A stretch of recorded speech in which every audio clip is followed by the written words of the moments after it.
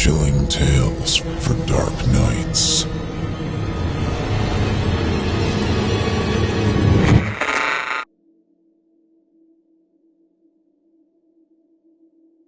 I have not yet met the man in number 212. I do not even know his name. He never patronizes the hotel restaurant, and he does not use the lobby.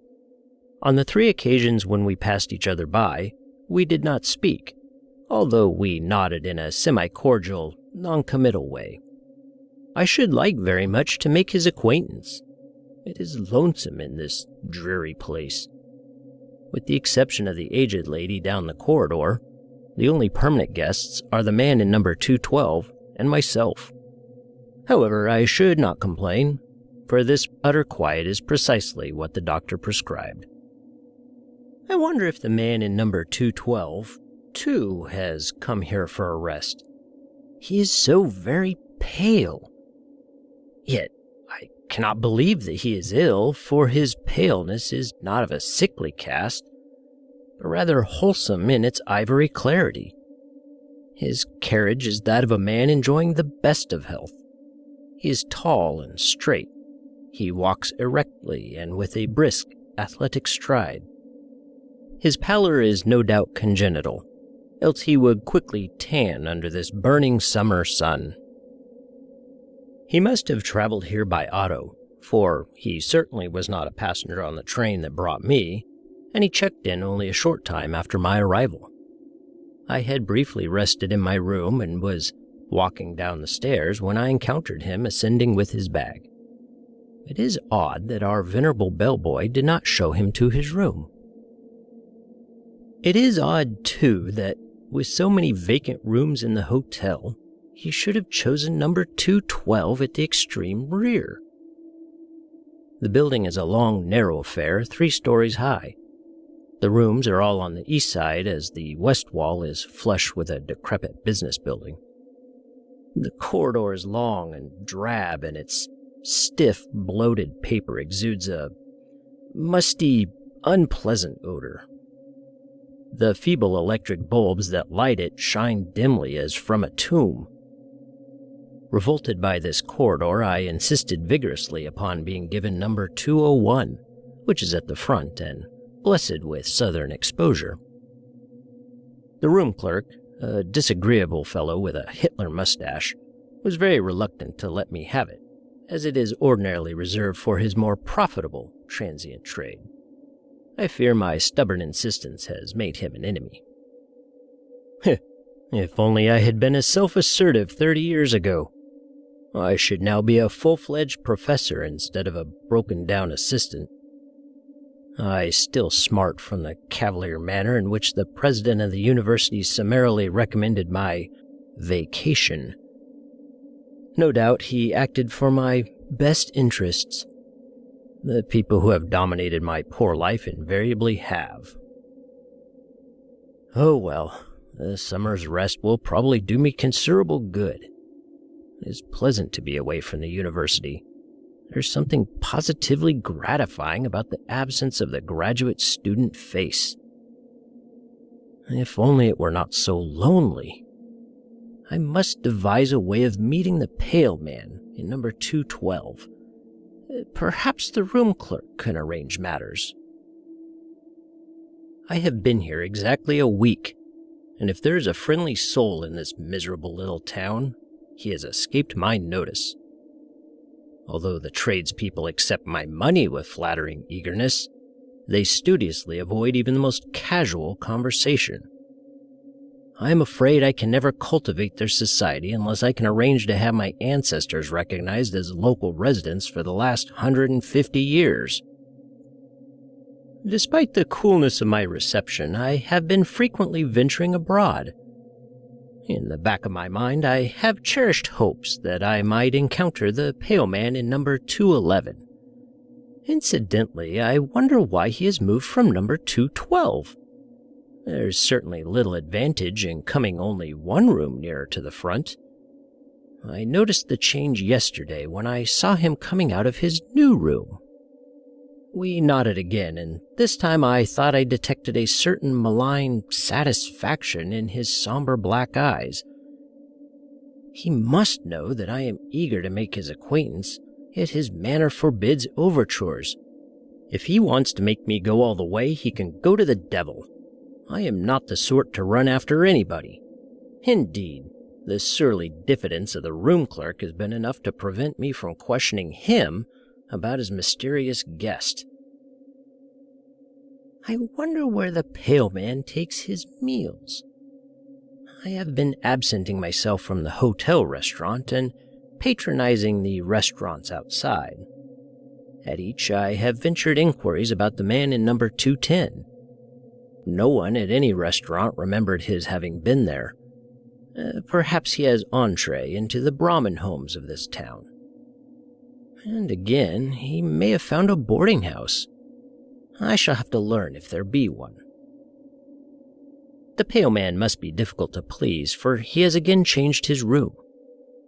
I am baffled by his conduct. If he is so desirous of locating himself more conveniently in the hotel, why does he not move to number 202, which is the nearest available room to the front? Perhaps I can make his inability to locate himself permanently an excuse for starting a conversation. I see we are closer neighbors now, I might casually say. But that is too banal. I must await a better opportunity. He has done it again. He is now occupying number 209. I am intrigued by his little game. I wasted hours trying to fathom its point. What possible motive could he have? I should think he would get on the hotel people's nerves. I wonder what our combination bellhop chambermaid thinks of having to prepare 4 rooms for a single guest. If he were not stone deaf, I would ask him. At present, I feel too exhausted to attempt such an enervating conversation. I am tremendously interested in the pale man's next move. He must either skip a room or remain where he is, for a permanent guest, a very old lady, occupies number 208. She has not budged from her room since I have been here, and I imagine she does not intend to. I wonder what the pale man will do.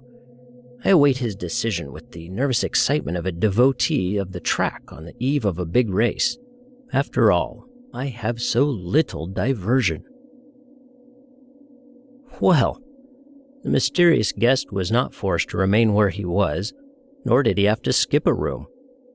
The lady in number 208 simplified matters by conveniently dying. No one knows the cause of her death, but it is generally attributed to old age. She was buried this morning. I was among the curious few who attended her funeral. When I returned home from the mortuary, I was in time to see the pale man leaving her room. Already he has moved in. He favored me with a smile whose meaning I have tried in vain to decipher. I cannot but believe that he meant it to have some significance.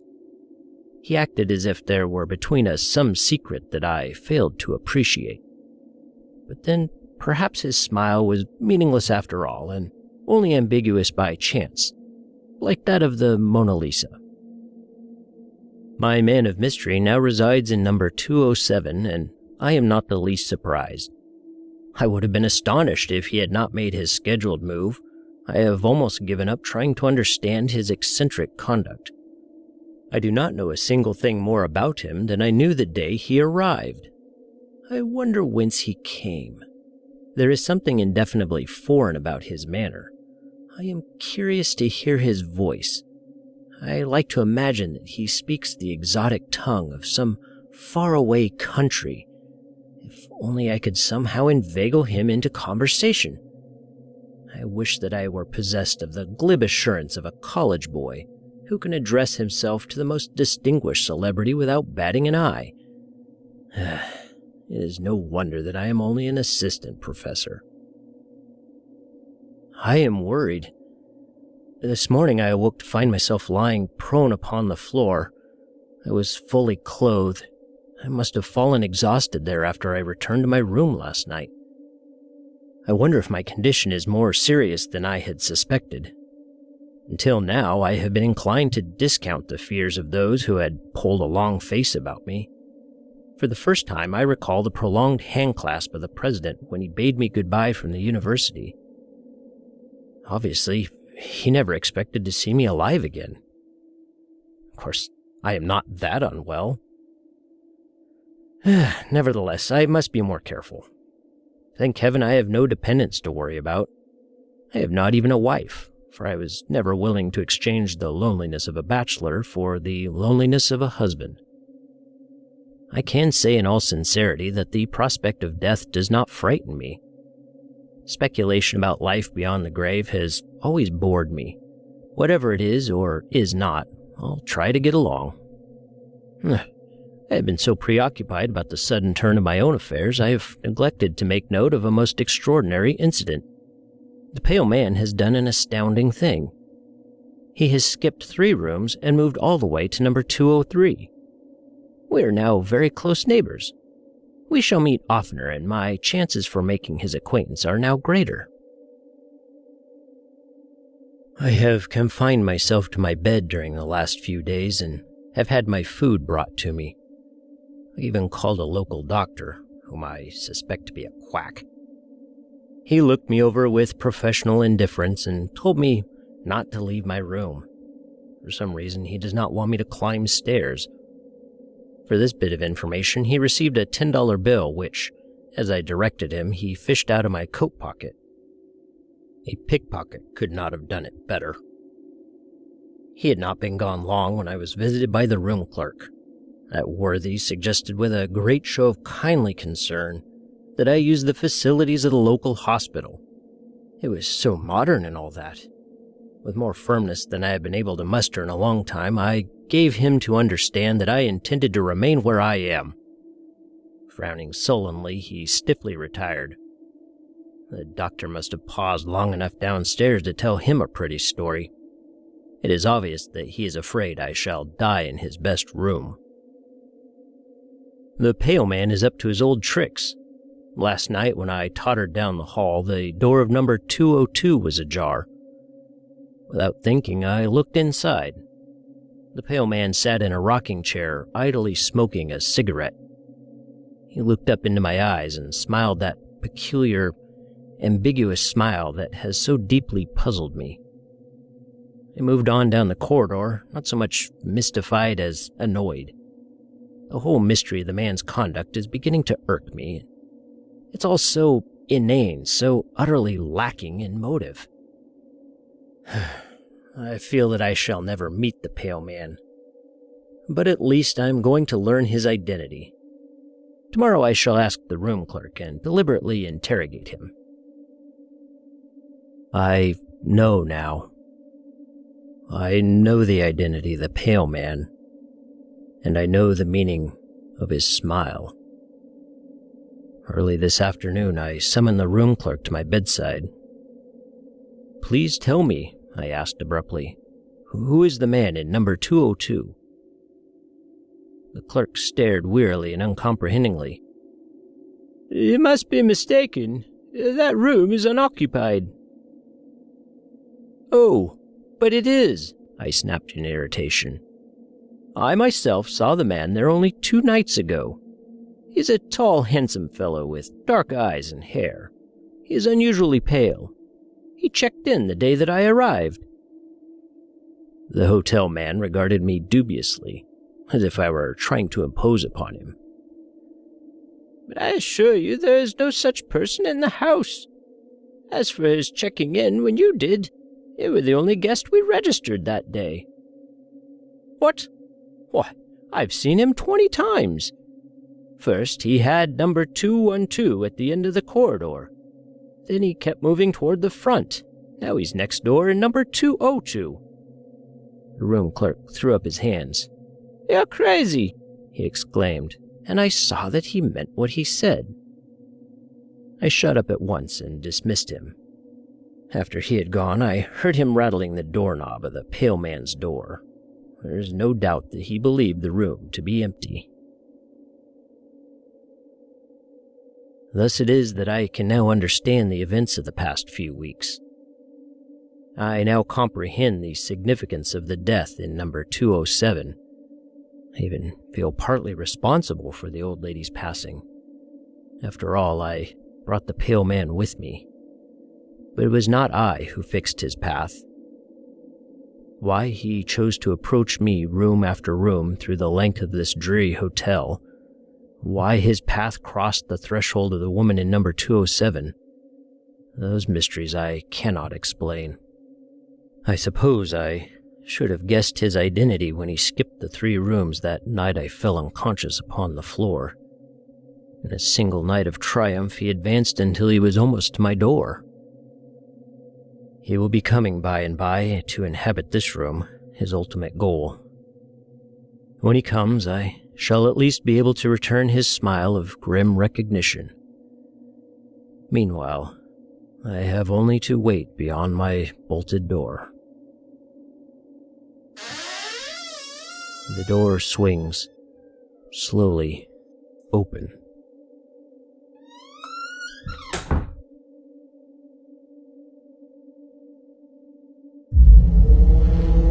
Chilling tales for dark nights.